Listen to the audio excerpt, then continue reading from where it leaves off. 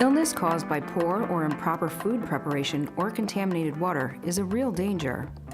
Everyone who works with children and cooks, serves, or handles their food needs to take every necessary precaution to prevent illness. Young children are at greater risk for foodborne illness because their immune systems are still developing.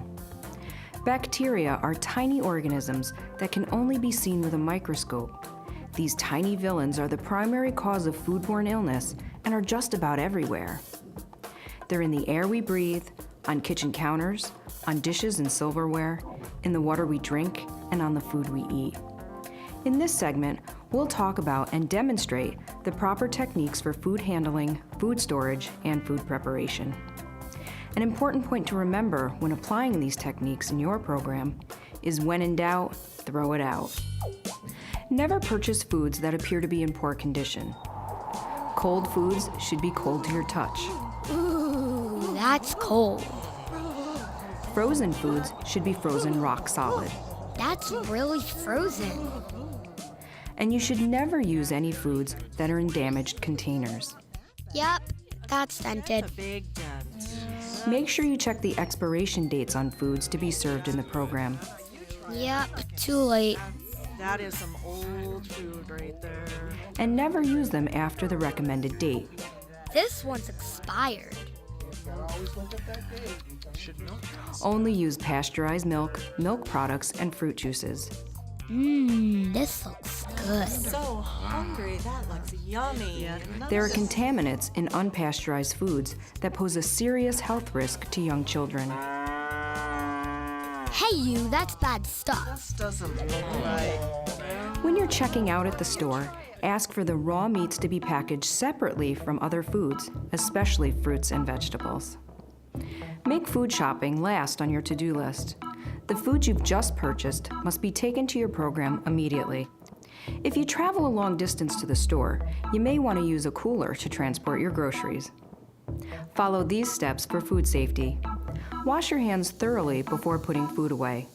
Make sure the areas where you will unpack and store the foods are clean. Keep foods at temperatures that reduce the risk of contamination.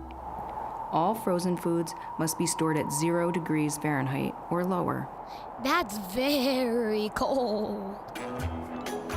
There's a danger zone between 40 and 140 degrees Fahrenheit, at which point food can easily become contaminated. Better not eat that one.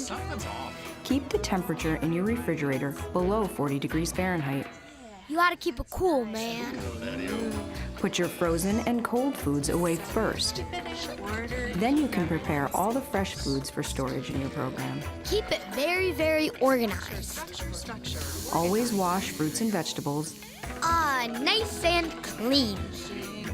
and store them to allow for adequate air circulation and at temperatures that will prevent spoilage. There we go. Bacteria grows best in moist foods that are high in protein, such as milk, eggs, meat, poultry, fish, and shellfish. Ew, that's yucky. Storing all foods at their safe temperature greatly reduces the risk of food becoming contaminated. Time to put this away. The next step is to prevent cross-contamination when preparing food. The first thing you'll do before preparing any food for children in your program is wash your hands. Then make certain the equipment you'll be using to prepare the foods is clean and ready for use. Never thaw frozen foods on the countertop Not that way. or in your sink. Not that way. Frozen foods should be thawed in the refrigerator on a separate plate for maximum safety. This way. Always cook foods until they're well done. That smells good. A meat thermometer is a good way to be sure you're cooking to a safe temperature. Yep, well done. Raw eggs present a serious threat to young children. I don't want that. They can get sick from eating unbaked cookie dough, cake batter, or bread dough that has raw eggs in the recipe. I want some. Better not. Raw milk from cows and goats may also contain harmful bacteria. Yep, can't drink that milk. During the preparation process, never reuse a spoon for cooking that's been used for tasting. This is a very simple way to prevent the transfer of germs and bacteria from your mouth directly into the food. Now that the food is prepared, it's time to serve it. Make sure you and the children wash hands. The eating area should be clean and sanitized before serving the meal. Remember to keep hot foods hot and cold foods cold. Always serve food promptly after you've prepared it. If you're keeping leftovers, place them in a shallow, clean container and refrigerate them immediately. Be sure to cover or wrap all food that will be stored for later use. Here are some other tips for food safety to keep in mind. It's important to follow the directions on the package of microwaved foods. The standing time ensures that the food is cooked thoroughly. And remember to never ever heat a baby's bottle or food in the microwave. Children will often become thirsty between meals. Having clean drinking water readily available throughout the day is the best choice for them. Water's a better choice than fruit juices because water cleanses a child's mouth and hydrates their body. While juice supplies nutrients, it also contains additional calories in the form of sugars that are not essential for a developing child.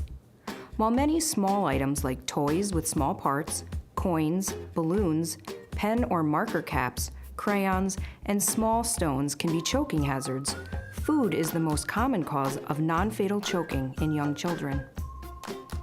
Young children and infants do not always chew their food well and may try to swallow food that is too large for their throat. A child's windpipe is only about the diameter of a drinking straw.